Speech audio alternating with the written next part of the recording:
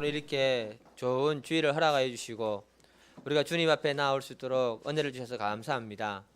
아버지 하나님, 이 시간에 주님 앞에 나왔는데 우리의 삶에 아버지 하나님 크고 작은 많은 문제들은 오늘 이 시간에 다 해결되어지는 귀한 시간 될 수 있기를 간절히 기도드립니다. 또 무엇보다 아버지 하나님, 우리가 주님을 경배하고 믿음으로 살아갈 때 참 우리에게 가장 가치 있는 일이 무엇인지를 깨닫게 하심으로 우리가 하나님께 영광을 돌릴 뿐만 아니라 이 땅 가운데서도 하나님 허락하신 그 축복들을 누리며 살 수 있도록 늘 은혜를 허락하여 주셨어서 이 시간 찬양대가 찬양을 올려드립니다. 아버지 하나님, 이 찬양을 받으시고 우리 심령 가운데 기쁨을 허락하여 주셨어서 예수님의 이름으로 기도드립니다. 아멘.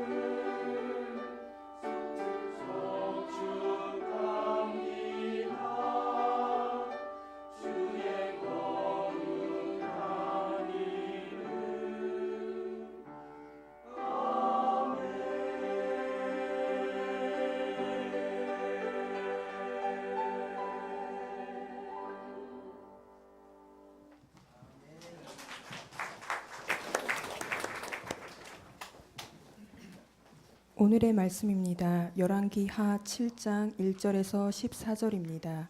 다 함께 읽겠습니다. 엘리사가 이르되 여호와의 말씀을 들을지어다. 여호와께서 이르시되 내일 이맘때에 사마리아 성문에서 고운 밀가루 한 스아를 한 세겔로 매매하고 보리 두 스아를 한 세겔로 매매하리라 하셨느니라. 그때의 왕이 그의 손에 의지하는 자 곧 한 장관이 하나님의 사람에게 대답하여 이르되 여호와께서 하늘의 창을 내신들 어찌 이런 일이 있으리요 하더라. 엘리사가 이르되 내가 내 눈으로 보리라. 그러나 그것을 먹지는 못하리라 하니라. 성문 어귀에 나병 환자 4사람이 있더니 그 친구에게 서로 말하되 우리가 어찌하여 여기 앉아서 죽기를 기다리랴.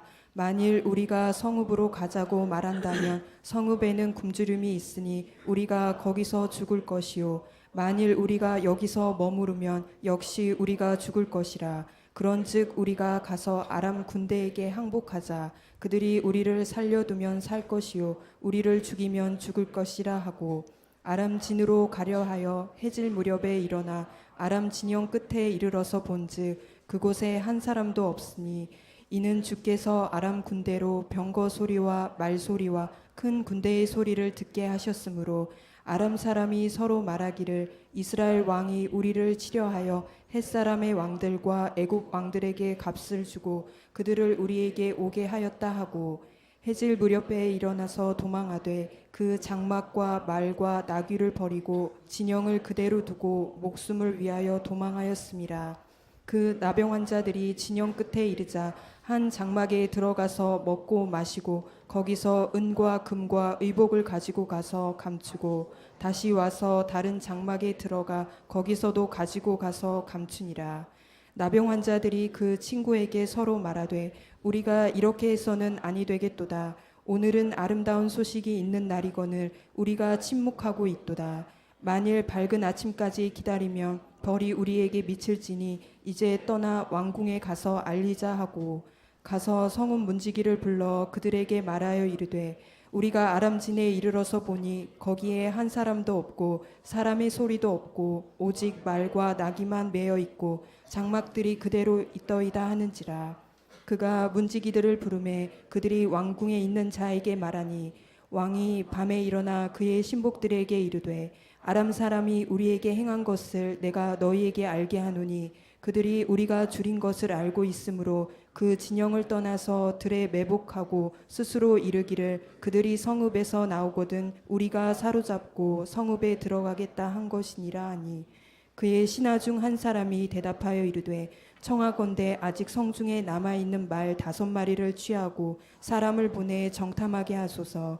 그것들이 성중에 남아있는 이스라엘 온 무리 곧 멸망한 이스라엘 온 무리와 같으니이다 하고 그들이 병거 둘과 그 말들을 취한지라. 왕이 아람 군대 뒤로 보내며 가서 정탐하라 하였더니 아멘. 네.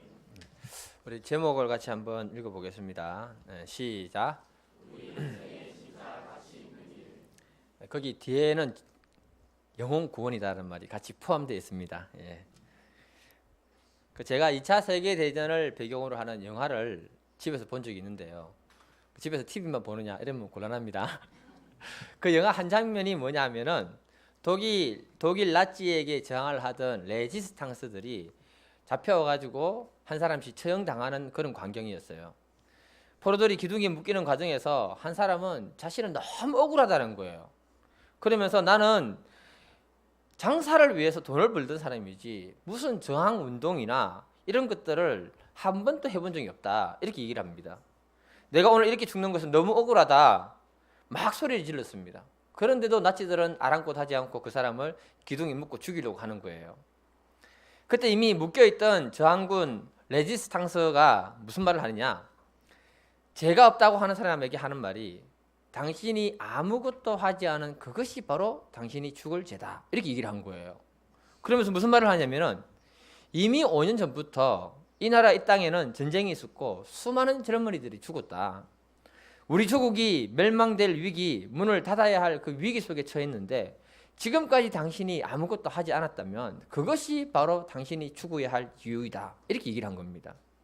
저는요 그거 보다가 메시지를 받았어요.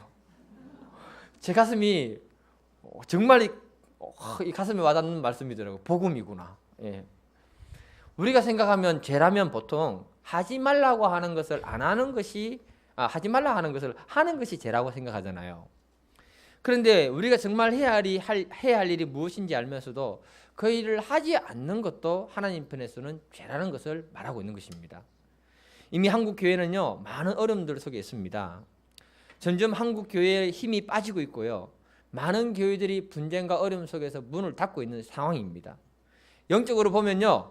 교회가 악한 마귀들에 의해서 지속적으로 공격을 당하고 있는 그런 시점에 살고 있습니다. 한국 교회는요. 존폐의 위기에 지금 처한 그런 위기 상황이 있습니다. 이때 우리들이 정말 아무것도 하지 않는다면 하나님 편에서 볼 때 심각한 죄가 된다는 사실을 말해주고 있는 것입니다. 성경은 크게 해야 할 것과 하지 말아야 할 것을 우리들에게 소개하고 있습니다.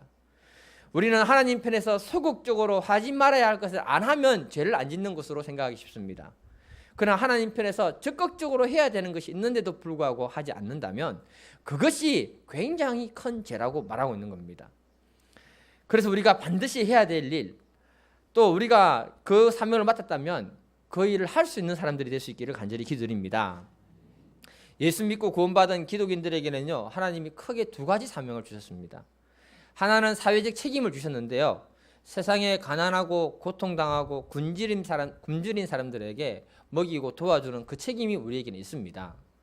이거 외에 또 하나 중요한 사명이 있는데 그것은 바로 영혼 구원에 대한 우리의 책임이란 것입니다. 왜냐하면 우리가 사회적으로 그들에게 먹을 것을 주고 삶에 필요한 것을 도와준다 할지라도 근본적으로 그들을 도와줄 수 있는 그 힘이 됩니까? 안 됩니까? 불가능하거든요. 근본적으로는 그 영혼들이 구원받을 수 있도록 도와주는 것이 우리가 해야 할 일이란 것입니다. 내가 예수를 만났고 축복을 경험했고 구원받은 사람이라면 그 감격을 다른 사람에게 전달할 필요가 있다는 것입니다. 부활하신 예수님은요, 요한복음 20장 21절에 뭐라 했냐면, 예수께서 또 이르시되 내가 너희에게 평강이 있을지어다. 아버지께서 나를 보내신 것처럼 나도 너희를 보내노라. 이렇게 말씀합니다. 그러면서 그들에게 특별한 사명을 주셨는데 요한복음 20장 23절 우리 같이 한번 읽어보겠습니다. 시작. 너희가 누구든지 죄면 사하여 질 것이요 누구의 죄든지 그대로 두면 그대로 있으리라 하시니라. 죄사함의 은혜는 오직 하나님밖에 할 수 없는 은혜입니다. 그런데 복음을 전하는 제자들에게 죄사함의 은혜와 그 특권을 그들에게 주었다, 이렇게 얘기합니다. 그것은 무엇을 얘기하냐면은 하나님이 영혼 구원에 있어서 그들에게 엄청난 힘을 위탁했다는 것을 갖다가 말하고 있는 것입니다. 우리가 한 영혼을 살리는 데 있어서 굉장한 힘과 능력을 하나님 우리에게 허락하신 줄 믿습니다. 오늘 말씀이 선도에 대해서 좀 새롭게 생각해 볼 수 있는 귀한 시간이 될 수 있기를 간절히 기도드립니다. 소제목 첫 번째 같이 한번 읽어볼게요. 소제목입니다. 예, 시작. 1번입니다. 1번 시작. 우리가 살 길을 찾아 나선 나병 환자이다. 그러니까 오늘 본문 배경을 보게 되면요, 북이스라엘 요아스 왕이 통치하던 시대입니다. 이렇게 얘기하면은 왕이 너무 많아가지고 누군지 모르겠죠. 이 사람의 아버지가 누구냐 하면은 유명한 아합 왕입니다. 그 엄마는 이사벨입니다. 이 사람들이 북이스라엘을 통치할 때 그곳은 굉장히 우상숭배가 심했고 하나님의 종들을 핍박하고 예수 믿는 사람들을 굉장히 많이 핍박을 했습니다. 그래서 하나님은 그때 이미 이 나라를 망하게 할 것이라고 이렇게 예언을 했습니다. 아합 왕이 죽고 나서 그의 아들 여호아스 첫 번째 장남이 왕이 되었습니다. 그런데 그 첫 번째 장남도 아버지하고 똑같은 거예요. 그 하나님이 2년 만에 보내버립니다. 그리고 그의 동생 요아스가 왕이 됐습니다. 그리고 그의 평가를 이렇게 얘기합니다. 열왕기하 3장 2절에 보면 하나님 볼 때 마음에 썩 들지는 않았는데 그래도 너희 아버지보다는 낫구나. 너희 아버지보다는 낫구나. 이렇게 얘기를 하고 있습니다. 그러면서 이 요아스가 왕이 됐을 때는요, 그 나라가 굉장히 어렵고 힘들었습니다. 그래서 하나님이 그에게 특별한 은혜를 허락하셨는데 그 시대에 엘리사 선지자가 그 나라를 다스렸거든요. 도왔거든요. 북쪽 아람 왕국이 늘 연약한 북이스라엘을 공격하려고 계획을 짭니다. 그러면 엘리사 선지자가 그 이야기를 다 듣고는 미리 작전을 다 세우고 방어를 다 해주는 거예요. 철통 방어를 합니다. 그러니까 북쪽 왕 아람 왕 이 베나닷이 화가 나가지고 이리 치면서 놀래라. 도대체 내통하는 놈이 누구냐 북이스라엘하고 그렇게 화를 낼 정도로 굉장히 심각했다고 합니다. 그런데 한 사람이 말하기를 그곳에는 하나님의 종 엘리사가 있는데 그 사람이 왕이 침실에서도 또 얘기하는 그 모든 소리를 다 듣고 가르쳐 준다고 한 거예요. 그래서 이 베나닷 왕이 엘리사를 잡기 위해서 특공대를 보낸 것입니다. 특공대를 보냈는데 그들이 눈이 멀고 엘리사에게 끌려서 사마리 성으로 끌려 들어간 거예요. 그때 그들을 죽인 것이 아니고 물과 먹을 것을 주고 보내줍니다. 그랬으면 이들이 정신 차리고 북이스라엘을 공격하지 않아야 될 거 아닙니까? 그런데 이렇게 됐다라고 합니다. 다 같이 열왕기하 6장 24절 같이 한번 읽어보겠습니다. 6장 24절입니다. 시작. 이후에 아람 왕 베나닷이 그의 온 군대를 끌어 올라와서 에워싸니 사마리아 성을 갖다가 이들이 에워쌌다라고 하는 겁니다. 이 사마리아 성은요, 성경을 보게 되면 철옹성입니다. 아합 왕 아버지의 어머니가 만든 곳인데요. 이것은 정복하려면은 그것을 포위해서 굶겨 죽이는 방법 외에는 방법이 없습니다. 나중에 아수르도 그렇게 해서 그것을 무너뜨립니다. 문제는 뭐냐? 그렇게 하다 보니까 6장 25절에 보니 사람들이 먹을 것이 없어서 성경에 먹으면 안 된다고 부정하게 했던 그 나귀 머리를 갖다가 은 80세겔에 팔았고요. 80세겔이 엄청 많은 돈입니다. 그리고 먹을 것이 없어서 비둘기 똥 4분의 1을 은 5세겔에 팔았대요. 비둘기 똥을 먹는 걸 여기서 처음 알았습니다. 제가 너무 먹을 것이 없어서 자녀까지 잡아 먹었다라고 기록하고 있습니다. 우리 심각하게 같이 한번 읽어보겠습니다. 열왕기하 6장 28절 29절입니다. 네. 시작. 또 이르되 무슨 일이냐 하니 여인이 대답하되 이 여인이 내게 이르기를 내 아들을 내놓아라. 우리가 오늘 먹고 내일은 내 아들을 먹자 하매 우리가 드디어 내 아들을 잡아먹었더니 이튿날에 내가 그 여인에게 이르되 내 아들을 내놓아라. 우리가 먹으리라 하나 그가 그의 아들을 숨겼나이다 하는지라. 아하스 왕이 이 말 듣고요 너무 큰 충격을 받고 분노해서 하나님의 종 엘리사를 죽이려고 합니다. 왜냐하면 엘리사가 그때 그 군대들을 놓아주는 바람에 이런 일이 생겼다고 오해를 한 거예요. 사실은 아합과 이사벨이 있을 때 하나님이 이미 그 나라를 심판하기로 선언을 했습니다. 그걸 알지 못하고 그들이 엘리사를 죽이려고 했다는 겁니다. 이 사실이 우리들에게 전해주는 사실은요 굉장합니다. 하나님을 모르는 가정, 하나님을 모르는 나라들은요 이미 그 안에 우상숭배가 가득하고요 죄가 가득할 수밖에 없는 것입니다. 이들은 이미 하나님으로부터 심판이 약속된 그런 사람들이라고 성경은 얘기하고 있습니다. 요한복음 3장 17절 18절을 보게 되면요 하나님이 그 아들을 세상에 보내신 것은 세상을 심판하려 하심이 아니요 그로 말미암아 이 세상을 구원을 받게 하려 함이라. 그를 믿는 자는 심판받지 아니할 것이요 믿지 아니하는 자는 하나님의 독생자의 이름을 믿지 아니함으로 벌써 심판을 받은 것이니라. 이렇게 선포하고 있습니다. 이 세상은 이미 불신 가운데 있기 때문에 심판의 대상이라고 이렇게 얘기하고 있는 거예요. 그 심판 아래에 있는 사람들은요 예수님이 없는 그 가정, 예수님이 없는 나라들은 죄가 들어옴으로써 그 저주들이 그들을 꽁꽁 묶고 있는 것입니다. 저주가 우리의 삶을 묶고 있으면요 그때부터 엄청난 고통을 우리는 당하게 되는 거예요. 예수님이 우리의 삶의 주인이 되지 않으면 세상의 다른 것들이 우리의 주인이 되므로 우리를 주관하게 되는 것입니다. 그때부터는 고통당하는 겁니다. 예수님이 주인이 되지 못한 개인이나 가정이나 교회나 나라는요 다 고통당합니다. 제가 예수 믿지 않는 가정에서 자랐는데요 그 고통이 무엇인지 저는 정말 잘 압니다. 남들이 겉으로 보면요 행복한 가정이라고 생각하기 쉬운데 실제 속사정은 그러지 못한 거예요. 제가 제 인생에서 가장 잘한 것 그 하나는 뭐냐 하면은 예수 믿었다는 것. 저는 우리 자녀들에게 뭐라고 하느냐, 아빠 엄마가 예수 믿었다는 그 사실에 대해서 너희는 감사 위에 감사를 또 해라, 그렇게 얘기합니다. 정말입니다. 여러분들이 1대가 아니고 2대 3대가 되신 분들은 조상들에게 감사 위에 감사를 또 하셔야 됩니다. 굉장한 축복입니다. 예수 없는 가정이다 보니까 부부 간에 갈등이 많고요, 경제적인 문제로 늘 싸움이 많았습니다. 최씨 집안 장손이니까요 제사가 얼마나 많은지요. 1년에 12번 13번 제사를 지냅니다. 없는 집에 제사 12번 13번 지내보세요. 죽고 나죠. 그래서 그 제사 문제 때문에 형제들이 맨날 싸우고 갈등하는 거예요. 왜 제사를 지내는지 저는 그때 몰랐습니다.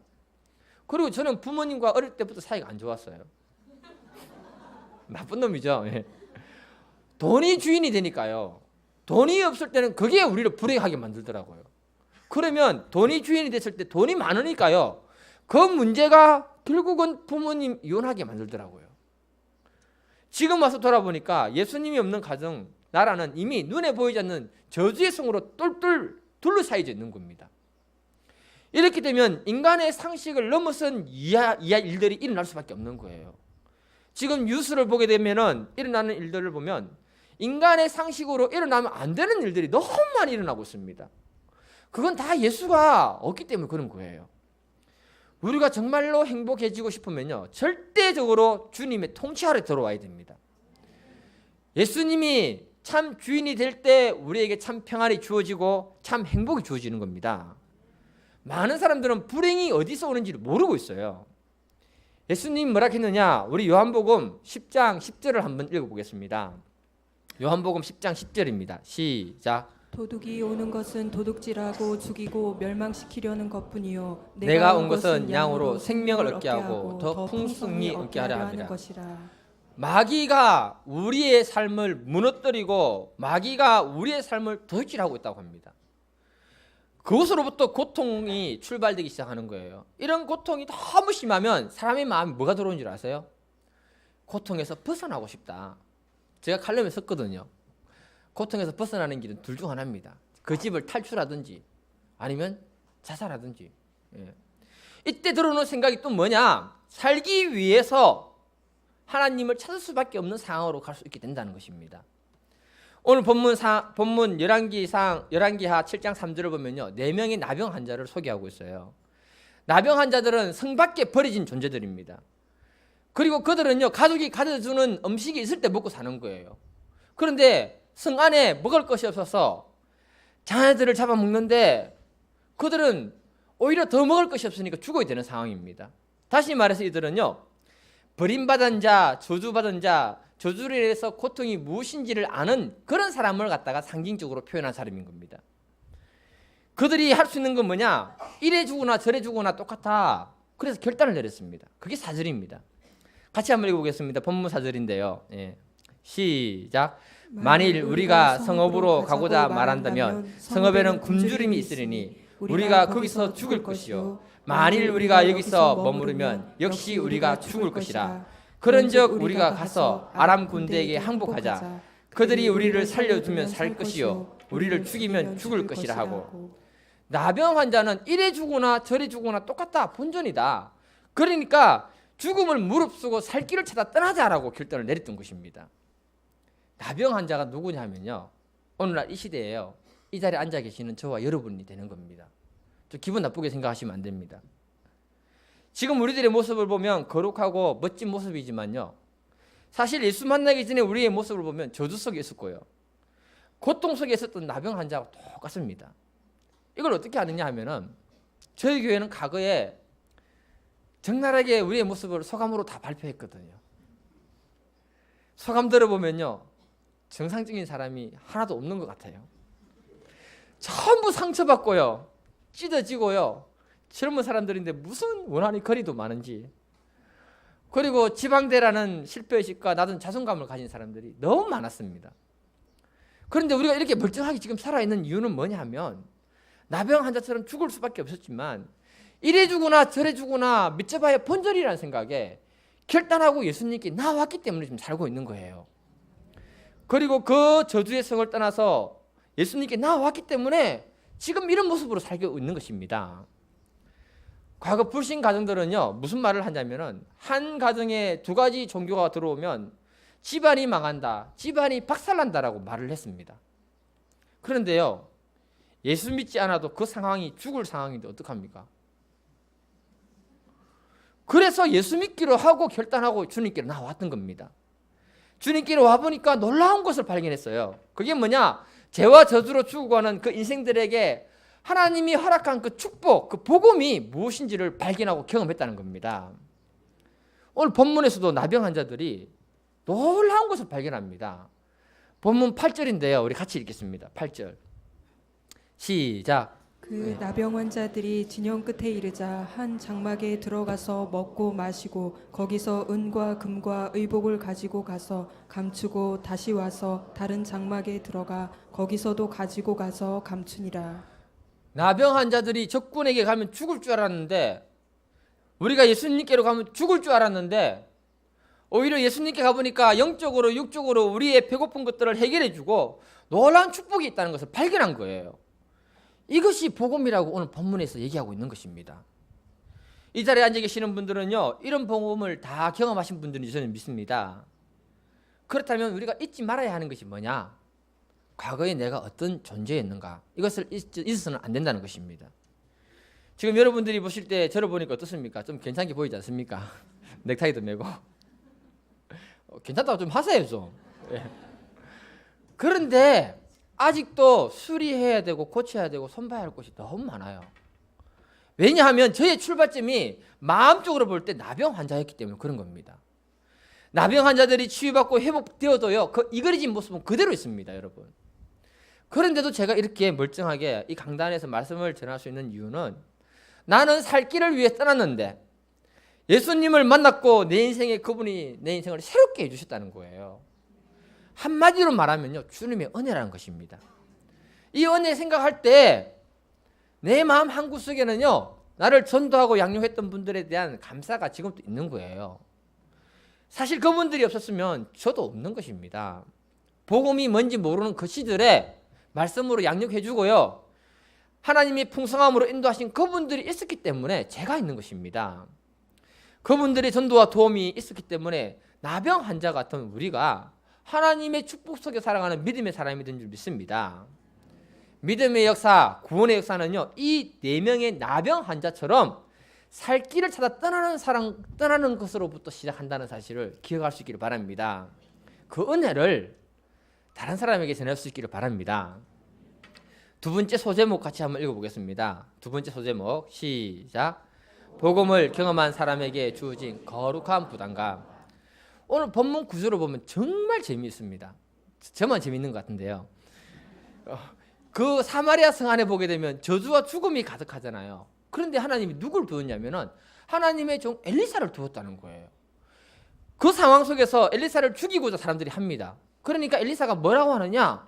7장 1절에 엘리사가 이르되 여호와의 말씀을 들을지어다. 여호와께서 이르시되 내일 이맘때에 사마리아 성문에서 고운 밀가루 한 스아를 한 세겔로 매매하고 보리 2수아를 한 세겔로 매매하리라 하셨느니라. 무슨 말이냐 하면은 정말 죽음과 저주가 가득한 그곳에 하나님의 종을 세워서 살 길이 열린다. 하나님이 먹을 것을 풍성히 허락하신다. 이 복음을 전한 것입니다. 그런데 사람의 반응들이 뭐냐 하면은 도대체 말도 안 되는 얘기 하지 마라. 사람을 잡아먹는 상황인데 어떻게 그런 살 길이 열리느냐 이렇게 얘기한 거예요. 밀가루 한 스아는 8리터 정도 되는 겁니다. 그걸 한 세겔을 판매하고요. 보리 2수아는 16리터가 되는 그 양인데 그걸 한 세겔로 판매한다는 거예요. 그 성에 하나님이 풍성하게 먹을 것을 주겠다고 기쁜 소식, 복음을 전했잖아요. 그러면 반응이 어떻게 됩니까? 아니 기쁜 소식, 복음을 전하면 할렐루야 아멘 하고 기뻐하고 그래야 되는 거 아니에요. 그런데 불신에 가득하면요, 그 복음을 받아들이지 않는다는 거예요. 2절에 뭐라고 했느냐? 하늘에 구멍이 열린다고 한들 우리가 그런 일이 일어나겠느냐? 이렇게 불신적으로 얘기해 버리는 겁니다. 오늘 본문에서 말하는 것은 뭐냐? 하나님은 아무리 제약되고 우상 숭배가 가득하고 저주 가운데 있는 사람들이라 할지라도 하나님의 종을 세워서 그들에게 복음을 전파해서 그들을 살리고 그들을 구원하기를 원하는 것이 하나님의 뜻이라고 이렇게 말하고 있는 겁니다. 오늘날로 말하면요, 이 죄악된 세상에 하나님은 희망을 버리지 않고요, 교회를 세우고요, 그리고 하나님의 종들을 세워서 복음을 선포하도록 하는 것입니다. 그런데 문제는 뭐냐? 세상 사람들은 불신이 가득하니까 당신이 목사니까 신도 하나 넣으려고 그렇게 하는 거 아니냐, 당신이 자기 교회 확장을 위해서 전도하라고 하는 거 아니냐, 이렇게 불신적으로 얘기하고 거부해버린다는 거예요. 이때 하나님이 하신 일이 뭐냐? 죽기로 결단하고 달려갔던 그 4명의 나병 환자를 통해서 놀라운 소식을 우리에게 전달하는 것입니다. 6절 7절을 한번 읽어보겠습니다. 본문 6절 7절입니다. 시작. 이는 주께서 아람 군대로 병거 소리와 말 소리와 큰 군대의 소리를 듣게 하셨으므로 아람 사람이 서로 말하기를 이스라엘 왕이 우리를 치려 하여 헷 사람의 왕들과 애굽 왕들에게 값을 주고 그들을 우리에게 오게 하였다 하고 해질 무렵에 일어나서 도망하되 그 장막과 말과 나귀를 버리고 진영을 그대로 두고 목숨을 위하여 도망하였습니다. 하나님이 이상한 소문을 줬는데 아람 진영에 엄청난 두려움이 들어와가지고 사람들이 너무 놀라서 있던 거 그대로 두고 도망갔답니다. 이거 묵상하면요, 소름 끼칠 정도로 놀라운 이야기예요. 여러분들은 지금 소름 안 끼치시는데 사람이 도망갈 때요, 그래도 기중품은 들고 도망갑니다. 이해되십니까? 정말 귀중한 거는 들고 도망가는데 검은 보화를 다 두고 도망갔다라고 기록하고 있습니다. 무슨 말이냐? 하나님이요, 이스라엘 백성들을 축복하기 위해서 그렇게 하셨다는 겁니다. 이때 이 나병 환자들이 그것을 통해서 자기의 배고픔을 해결하고 검은 부활을 가지면서 축복을 누릴 때 엄청난 부담감을 하나님 주신 거예요. 본문 9절을 같이 읽겠습니다. 시작. 나병한 자들이 그 친구에게 서로 말하되 우리가 이렇게 해서는 아니 되겠도다. 오늘은 아름다운 소식이 있는 날이거늘 우리가 침묵하고 있도다. 만일 밝은 아침까지 기다리면 벌이 우리에게 미칠지니 이제 떠나 왕궁에 가서 알리자 하고. 나병한 자들이 좋은 걸 누리다 보니까 하나님이 그들의 마음에 거룩한 부담감을 주셨다는 겁니다. 왜 하나님이 그들의 마음에 거룩한 부담감을 주시는가 하면요, 7장 1절에서 엘리사가 하나님의 종이 하나님이 내일 이맘때에 너희들에게 먹을 것을 풍성하게 주실 것이라고 선포했거든요. 그런데 전부 사람들이 어떻게 했습니까? 거부하고 부정했습니다. 그래서 하나님은요, 그 말씀을 이루게 하시기 위해서 그 나병한 자 4명에게 자기들이 누리는 그 축복을 갖다가 그 사람들에게 지금 당장 가서 전하지 않으면 하나님이 벌 위에 벌을 내릴 것 같은 그 두려움과 부담감을 마음에 심어주셨던 것입니다. 그리고 그들을 그 시대에 좋은 소식을 전하는 사명자로 하나님이 사용하셨던 겁니다. 제가 조금 전에 말씀드렸습니다. 이 시대의 나병 환자는 우리들입니다. 우리는 처음에 살기 위해서 죄악과 저주가 가득한 곳을 떠나서 하나님께로 왔는데 엄청난 축복을 누리고 경험하게 됐다는 겁니다. 이런 은혜를 하나님이 이제는 우리만 잘 먹고 잘 살라고 하는 게 아니고요, 나도 잘 먹고 잘 사고 그 다음 누굽니까? 옆에 사람도 잘 먹고 잘 사도록 그 이야기를 하도록 거룩한 부담감을 주신다는 거예요. 좀 더 강하게 말하면요, 하나님이 이 시대에 우리에게 거룩한 부담감을 가진 사명자로 우리를 불렀다라고 말하고 계시는 겁니다. 이 사명감을 놓치서는 안 될 줄 믿습니다. 하나님이 이런 사명을 우리에게 주셨는데 불신 가운데 있는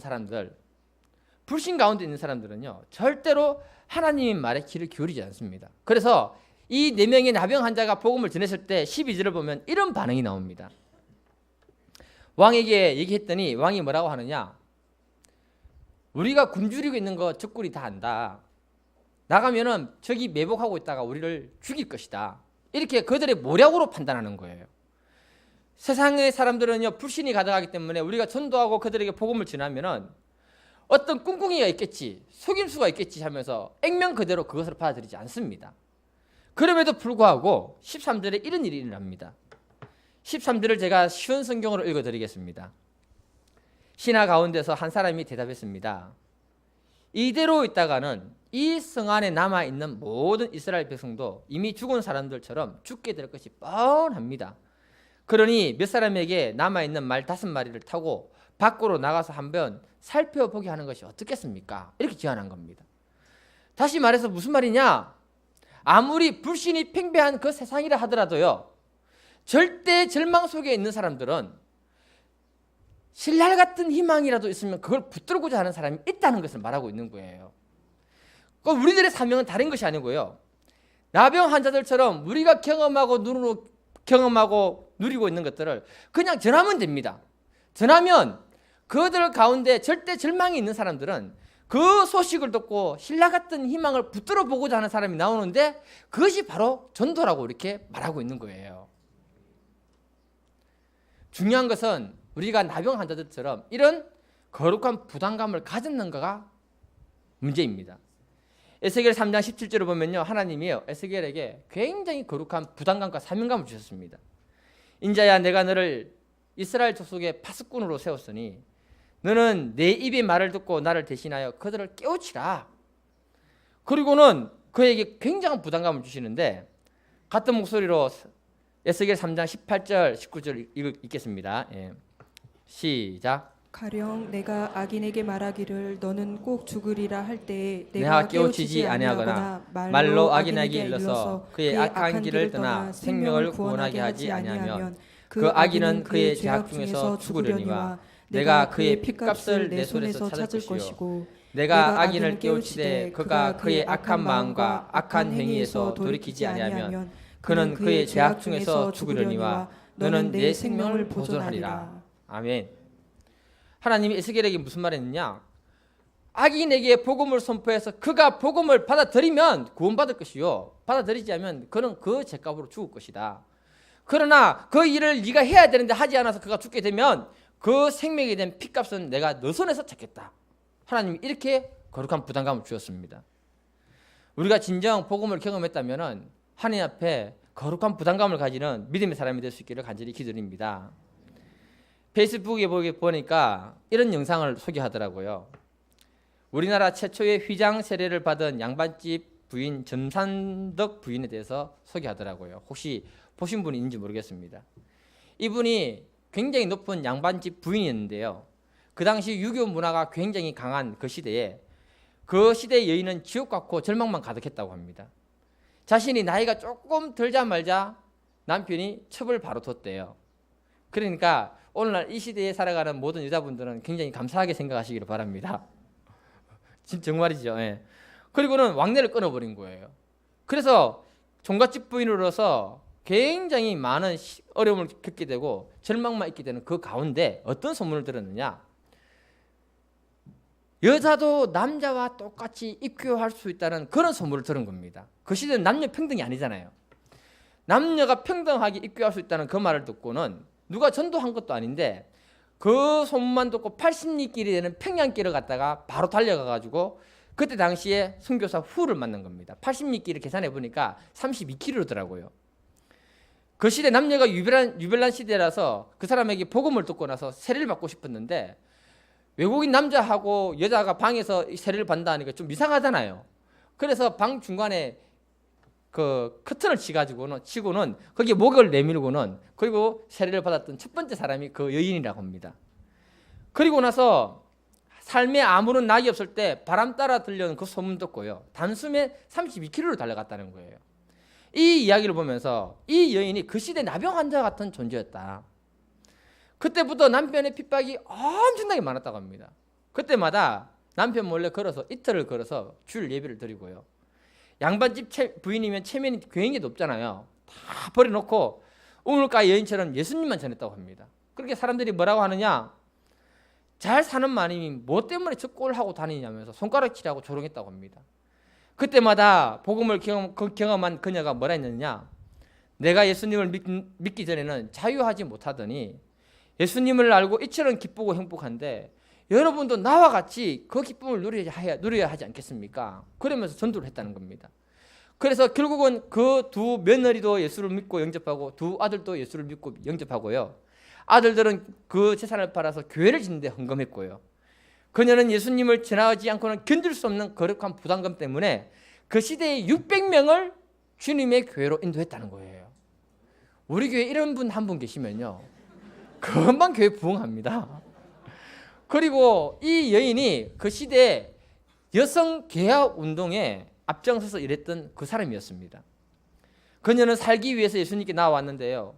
예수를 만난 그 기쁨, 그 축복을 전하지 않으면 견딜 수 없는 그 거룩한 부담감으로 그 시대에 하나님의 사명자가 되었다고 말하고 있습니다.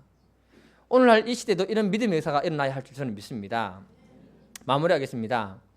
제가 서두에 영화 얘기를 해드렸습니다. 독일 나치군들에게 저항했던 레지스탕스들의 이야기들인데 사형당하는 사람이 너무 억울하다고 소리쳤습니다. 왜냐하면 자신은 저항운동 같은 것 안 했다는 거예요. 그런데 사형당하는 그 동료가 말하기를 너가 아무것도 하지 않은 그것이 바로 죽어야 할 이유다 이렇게 말했습니다. 하나님이 하지 말라고 하는 것들을 하지 않는 것도 믿음이지만 하나님이 하라고 하신 일들을 더 적극적으로 하는 것은 더 큰 믿음인 줄 믿습니다. 구원받은 하나님의 백성이라면 거룩한 부담감을 가질 수 있기를 바랍니다. 우리가 전도 기간에만 하는 게 아니고요. 이 기간은 한 번이라도 해보라고 그것을 열어놓은 것이고요.